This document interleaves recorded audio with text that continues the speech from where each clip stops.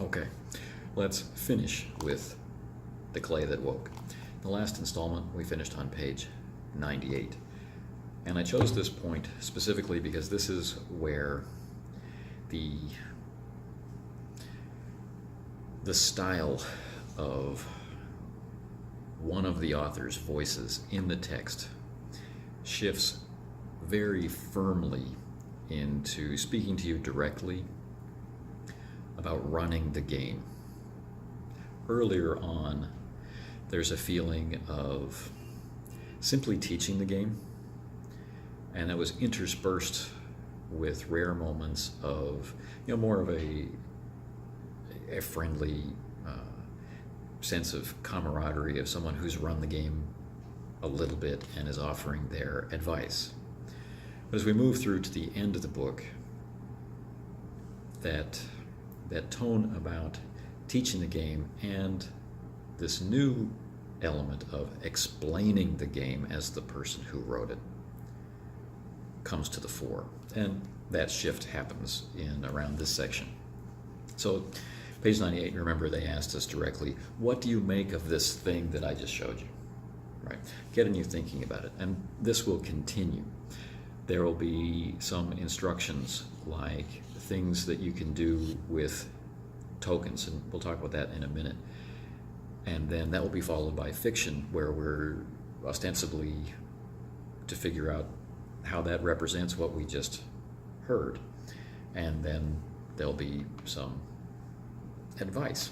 So it's a very comfortable read. This is the kind of book that you can sit down and read from start to finish and come away with a clear sense of how you're going to approach running it as a game.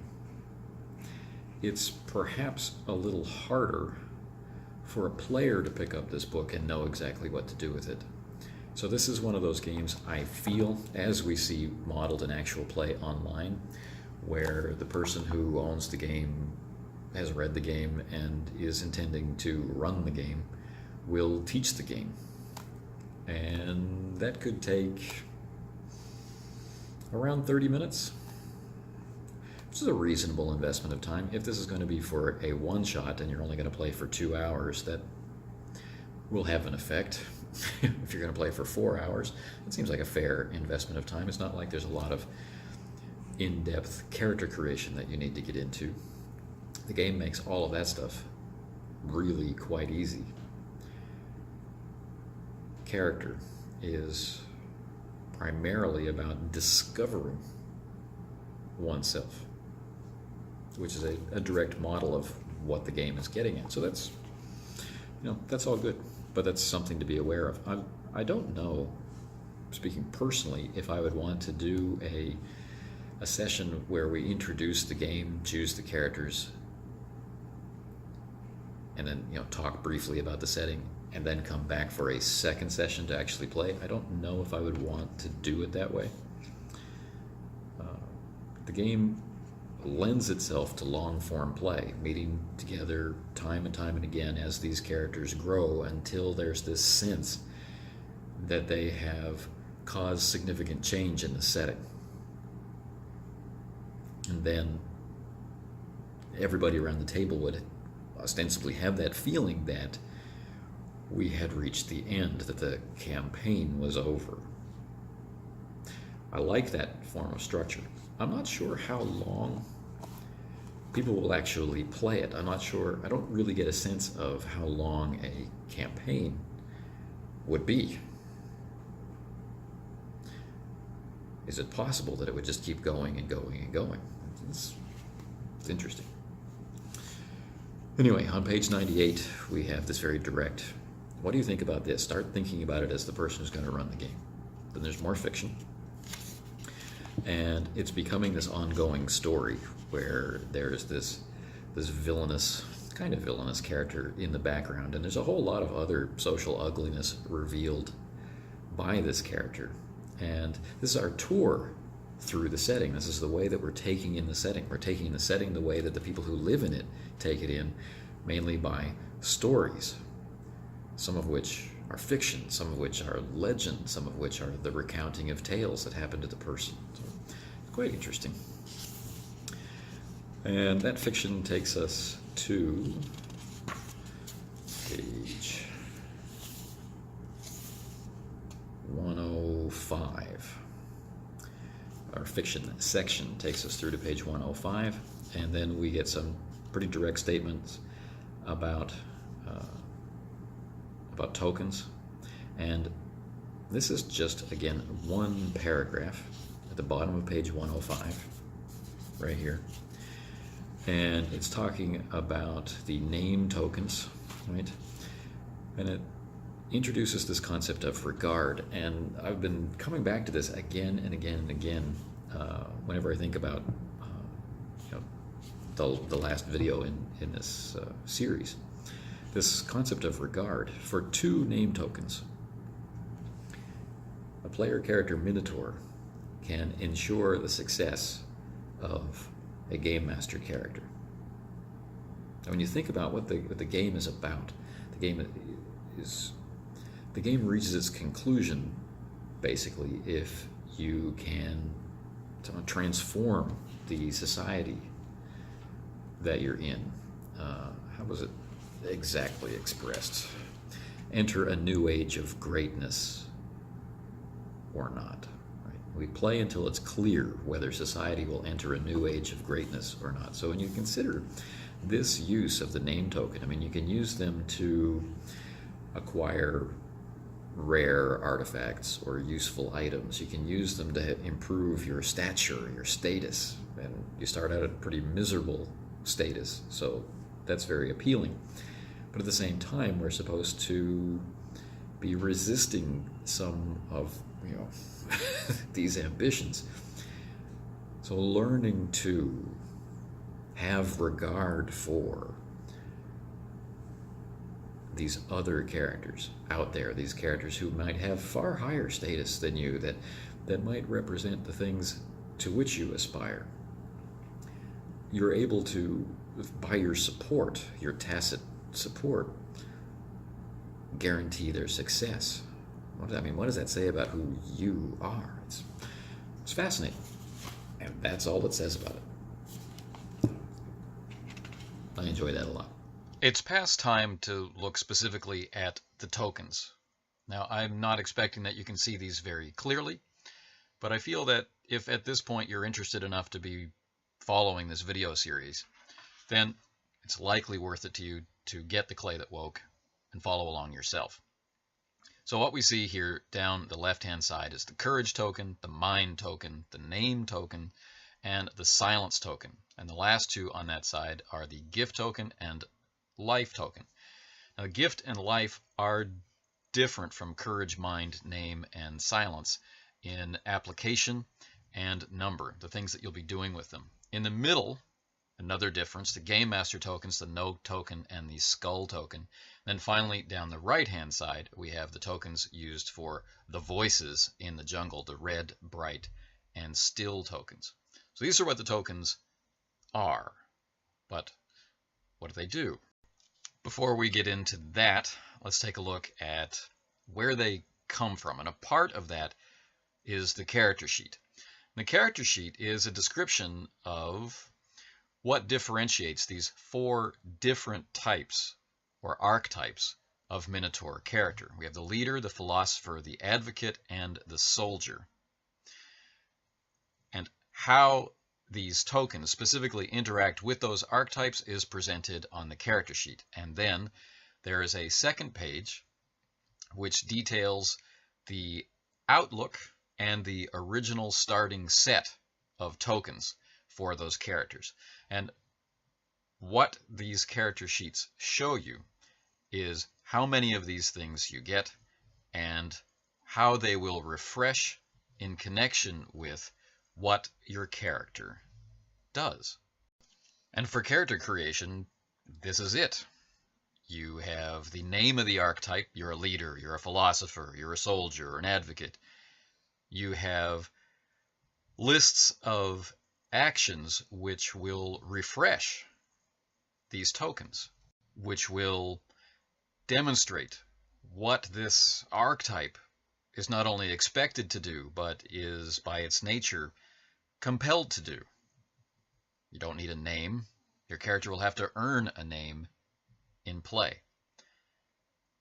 You're expected to live in silence, and you have no parents.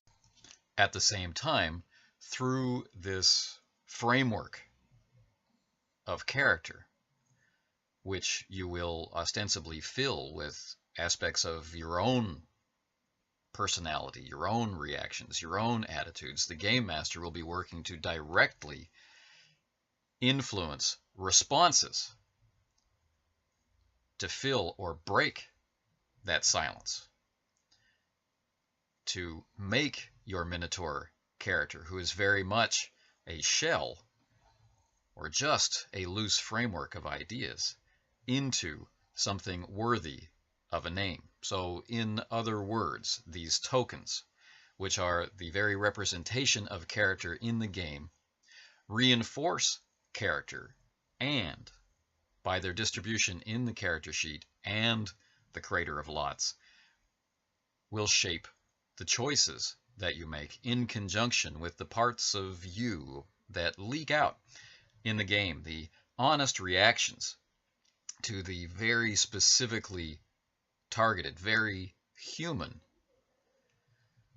situations that the game master is asked to put out there in, let's say, realistic terms, but also in metaphorical terms, in this jungle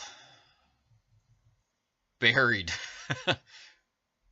dying city, a civilization which has, for all intents and purposes, given up and is on the brink of fading away unless you do something.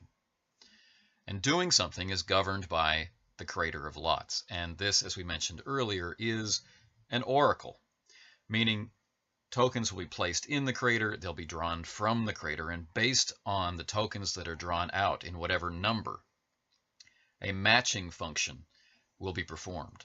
Right?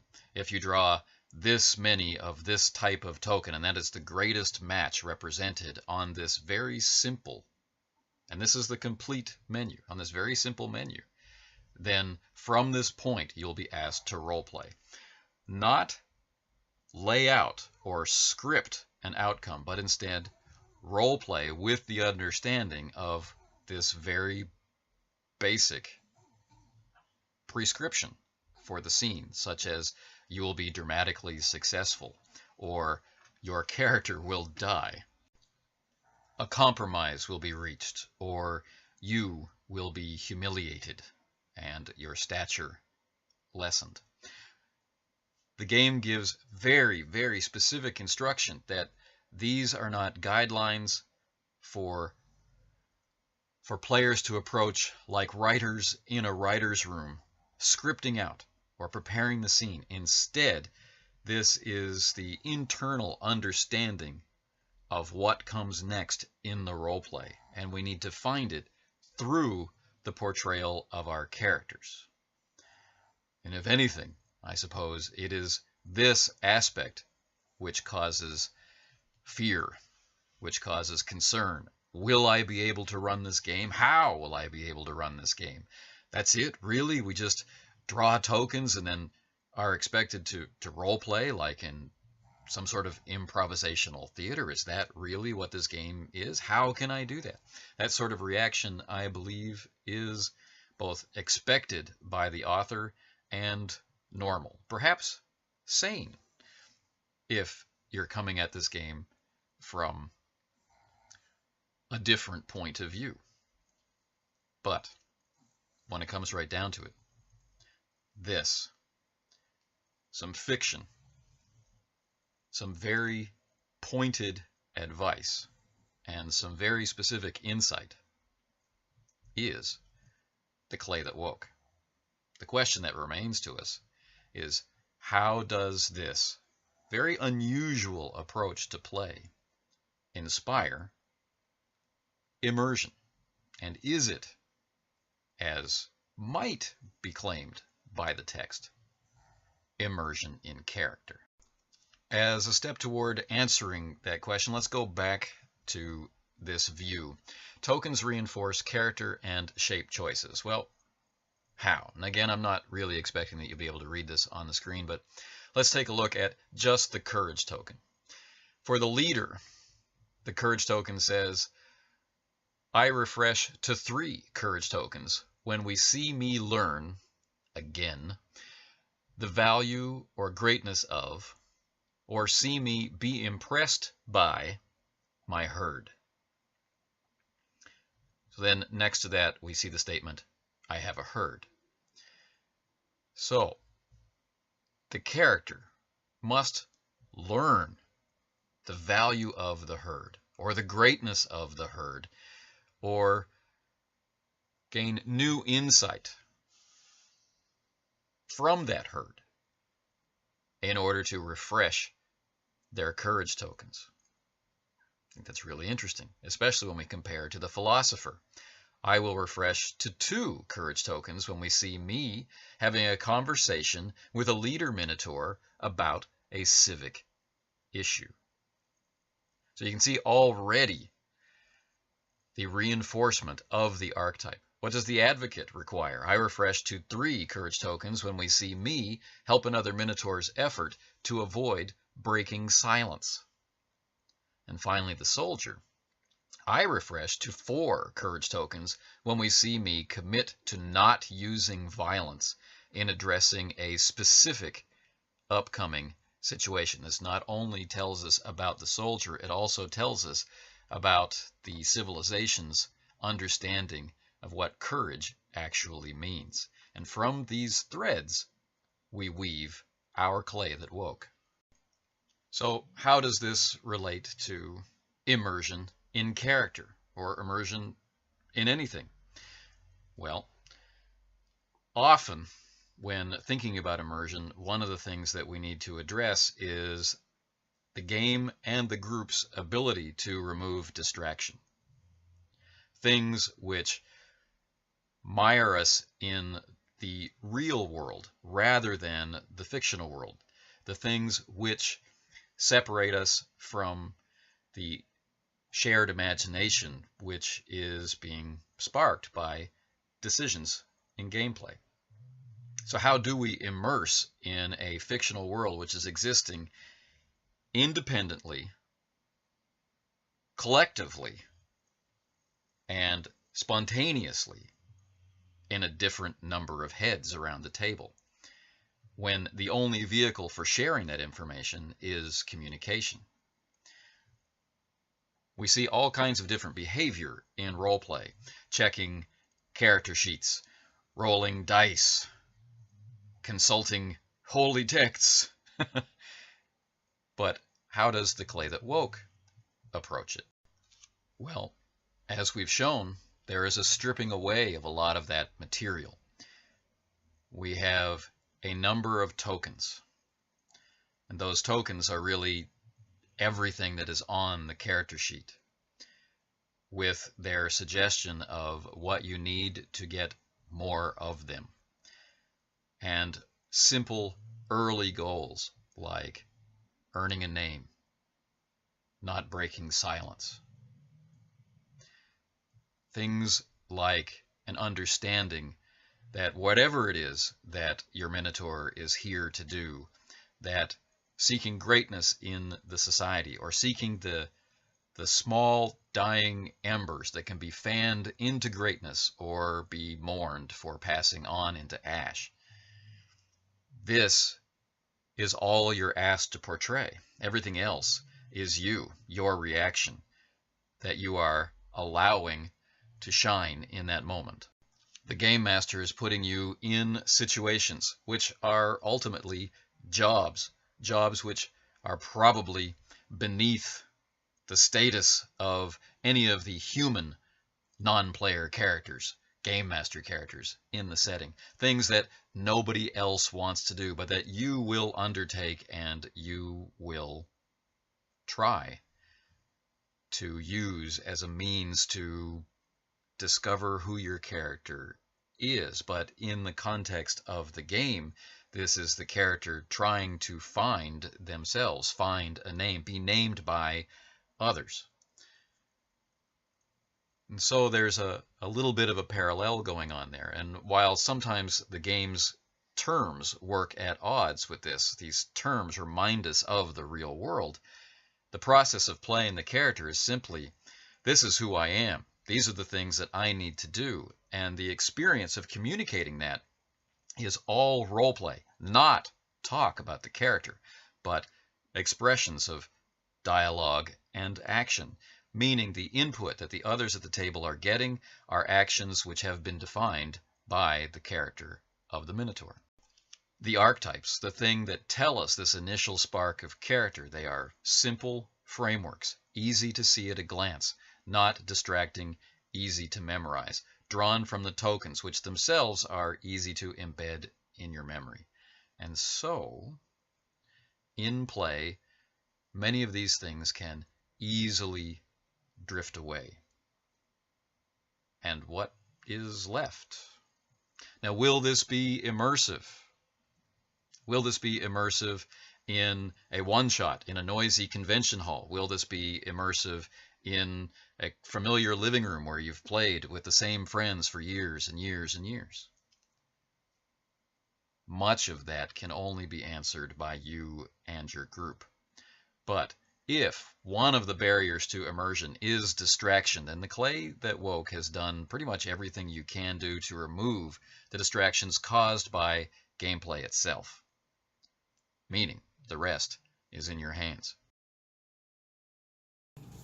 In the bottom page 107, we get like a very direct statement. Don't come to the game as a player with a goal of authoring a drama with your Minotaur that other players will appreciate. Right? Come to it to discover your Minotaur in the context of the game.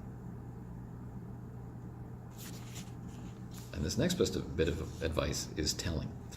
If your scenes don't seem fun, try to make Game Master characters important by the things your character does, and take the game's advice about role-playing further into situations before going to the Krater. Very specific advice to the players, very specific advice to the Game Master about the players, things that you could repeat and tell them to help them shape their experience. Which means you need to provide Game Master characters that can be influenced by the characters who are appearing in play. I mean, there's a webbing of interactions here, which the game itself is directly trying to model in its story of this pursuit of greatness, or this recognition that greatness will never come. More fiction.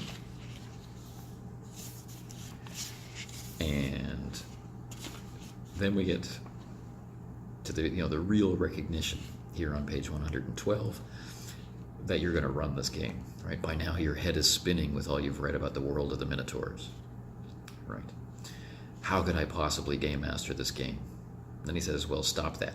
I wouldn't have designed it this way if I didn't have faith in you. And this is a recurring theme I'm noticing in games built along these lines, or these form factors.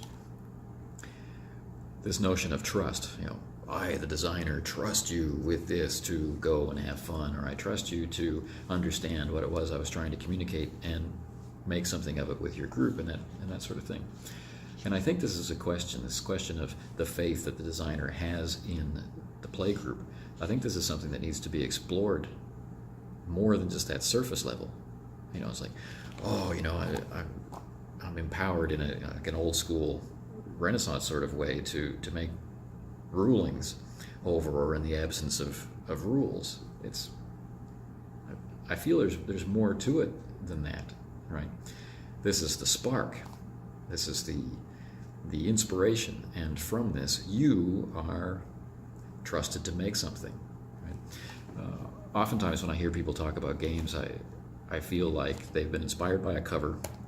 They've read a couple of game mechanics. They sit down to play as soon as possible without really reading the thing, and they play the game. By many people's measure, as long as you had fun, right, it was a good use of time. And I certainly agree that fun is a good use of time. Did you really play the game? Well, that's a huge question. So why not make a game as lean as possible? Why not make a game that has a very clear mode of interacting with its mechanisms. And rather than complicate matters of the transmission of the inspiration or the spark, instead fan it. And I think that's something that the Clay That Woke is exemplary in doing, right? Here's the core idea, right? How can I present it so that it, it explodes in the brain? Well, this is an excellent answer to that question. And yeah, I think the first time you go through it, your head is spinning by the time you get to page 112. You're thinking, wow, can I really do this? This is probably quite different from anything I've done before, and I'm not really sure what this game is about, which conveniently is what this game is about. You'll be discovering along with the characters their relationship to whether or not this vague, misty jungle enclosed area is going to be anything or not. So I think that's great. More fiction follows description of why certain things in the fiction prior to this point are the way they are, right? Which is another teachable moment. Right? When I played the game, I did this. I created this character from this feeling, from this frustration I had, and I put it into the setting in order to have a similar effect on the setting that these things have in real life. And because the player characters, when they're launched, are shells for these interior aspects, right? We're going to imbue them with parts of our own personalities because at the start of play there's nothing else to hook onto. We'll have genuine responses to these triggers, to these tripwires. Yeah, that's good. So we move through that explanation of why I run the game the way I run it, why I wrote it the way I wrote it, so that we can imagine ourselves doing the same, right? And there's confirmation checks on 116. It's like, do you see how I did this? Right? And then an explanation of how I did that. And it talks about prep, how much prep, type of prep, all very, very, very useful, right? And that's on page 121 that this, I guess, winds down, right? Telling you very specifically things you should expect to have ready to draw upon, when you draw things out of the Krater. And on page 123, we begin the wrap-up, right? And that's it. And some benchmarks about timing again. 2 out of 3 sessions, it's less than an hour of prep work, never prepping exactly what will happen, just enough detail to inspire you and help you communicate a situation to players. And then it goes on to explain the context of that. And then we slip into more fiction on page 125. And finally, we have acknowledgments. The Clay That Woke is inspired by these specific RPGs, right? Some interesting ones in there, and the people who helped me. So, and I really appreciate when a game gives you both, right? These are the things that inspired me. Maybe they'll inspire you. These are the people who worked with me to refine this idea or to play test it or that sort of stuff. And maybe that helps you track down their games or their work. And there's some cool names in here too. And that brings about the end of the book. So there'll be other videos in this series. Ideally, we'll get to actual play, but the next video will be about the tokens specifically and some interactions that might come up in play.